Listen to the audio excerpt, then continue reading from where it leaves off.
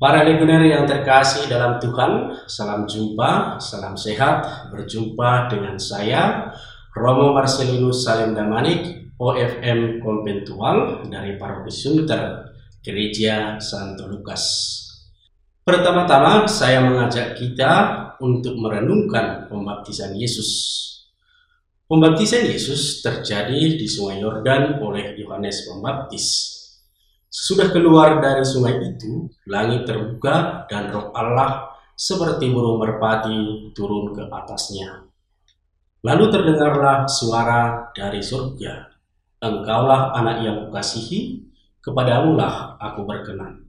Bagi Yesus, memang bukan pembaptisan itu yang membuat dia menjadi anak yang berkenan. Tuhan Yesus menjadi anak yang berkenan bukan baru ketika ia dibaptis.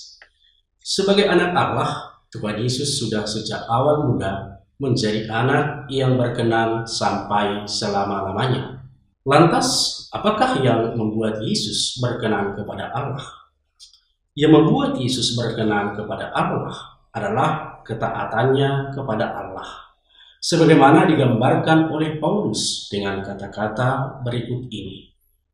Dan dalam keadaan sebagai manusia, ia telah merendahkan dirinya dan taat sampai mati, bahkan sampai mati di kayu salib.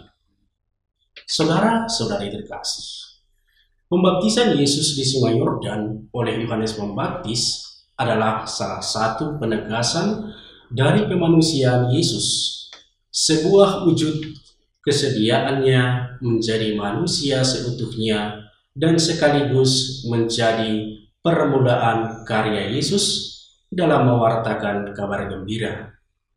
Dengan pembaptisan itu, Yesus akan tampil di depan publik untuk memulai misi utamanya menyelamatkan manusia, sekaligus penegasan akan relasi ilahi Yesus dengan Bapaknya.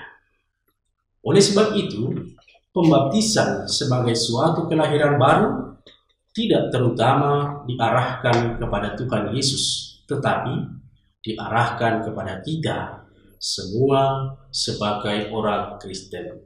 Dalam arti ini, peristiwa pembaptisan Tuhan Yesus hendak menegaskan kepada kita bahwa dengan pembaptisan yang sama seperti dialami oleh Tuhan Yesus, kiranya hidup kita juga seperti Tuhan Yesus, yaitu menjadi anak yang berkenan seperti Dia.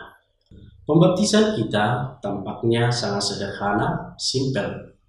Sekalipun bentuk pembaptisan kita yang kita terima tampaknya sederhana, namun peristiwa iman yang sederhana itu justru melahirkan kita secara baru menjadi anak-anak Allah dan anggota Gereja Kristus. Tanpa sakramen baptis, kita tidak pernah dilahirkan dan diangkat secara resmi menjadi anak-anak Allah dan anggota gereja. Para legioner yang terkasih, saat kita dibaptis, kita juga diberi tugas dan perutusan yang sama, melakukan kehendak Bapa, hidup sesuai dengan nilai-nilai Injil Yesus, dan mewartakannya. Salah satu cara untuk melanjutkan karya misi Yesus di dunia ini, yaitu bergabung dengan Legio Maria. Sebagaimana tercantum dalam buku pedoman Legio Maria bab 13.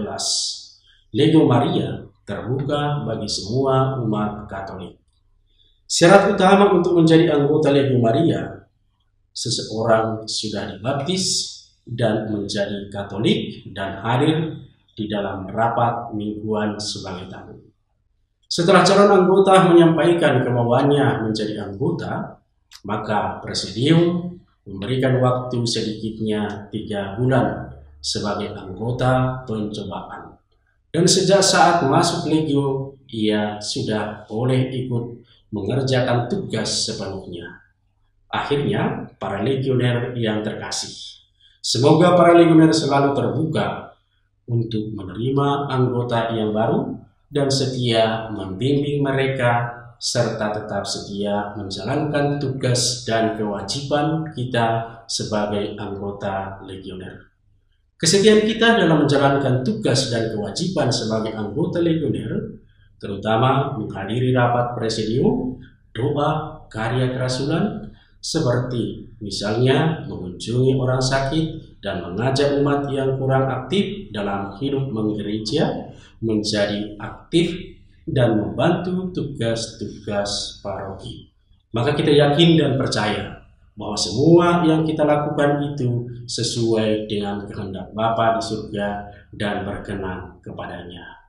Amin.